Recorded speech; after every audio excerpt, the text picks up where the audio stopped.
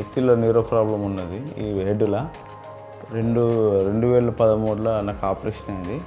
Operation అయిన తర్వాత మళ్ళీ బాగానే ఉన్నా. అక్కడ బాగానే ఉన్నా. ఆడికెళ్ళి నాకు మళ్ళీ పెయిన్ స్టార్ట్ అయితే చాలా హాస్పిటల్లో తిరిగిన ఎక్కడ ఏం తగ్గలేదు. ఇక తెలిసిన వాళ్ళు కిమ్స్ హాస్పిటల్కి పంపించారు. కిమ్స్ హాస్పిటల్లో మానస డాక్టర్ ఉండే. అక్కడికేని మానస కలిస్తే మేడంకు రిఫర్ చేసారు, అనుష మేడంకు.